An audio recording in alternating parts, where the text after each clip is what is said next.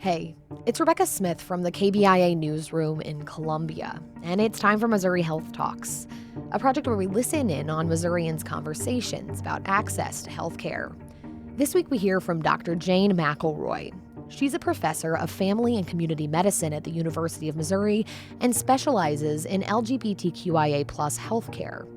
She spoke about how weight and weight loss can take on different significances in lesbian and bisexual communities.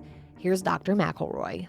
We did a focus group, and that's another thing that I would say mostly lesbian women get really upset about, is that they'll go in to see their doctor, and the doctor goes, you need to lose weight, because it's ubiquitously demonstrated that lesbian women are significantly more heavy than straight women. So you go to the lesbian women, go to the doctor, and the doctor says, you need to lose weight. You need to lose weight. And that's really annoying to them, because weight in the lesbian community means something different than it does maybe in the straight community. And so it's just telling someone to lose weight is really a signal that you don't get me. You don't understand who I am or why I look this way. There's many, many factors as to why someone gets heavier. So some people eat just to feel better. It's sort of a mental health treatment to some extent, because it feels good. There's also an issue with some women that they want to be bigger.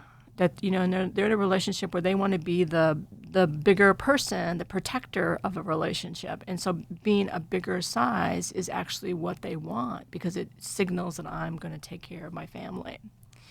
For some women, and this is for all women, straight or gay, is the sense of, I don't want to be sexually attractive to men. And in American society, being heavy is not typically considered very sexually attractive. So if you walk into a bar, you walk into a party, and you're quite heavy, a lot of the men will just not look at you. And so for some women who don't really want to be hit upon, it's just a way to protect yourself.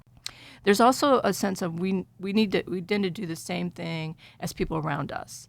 And then when you start looking like people, so that sort of social behavior, right? And I think the final thing that I think is that if someone says, I want to lose weight in the female gay community, there is the potential that she'll get pushback from her friends, because there's this sense about, are you co-opting? You need to love yourself. You need to love who you are, whatever size you are. You need to love yourself. And if you're dieting or you want to lose weight, that means you don't love yourself. And so there's sort of self-hate and this internalized homophobia kind of issue going on. If women want to look differently and look more like the prototypical heterosexual community, then all of a sudden that's a problem. And that's saying that you don't love yourself. So all those factors play a role into the weight, and some of those are not common for straight women.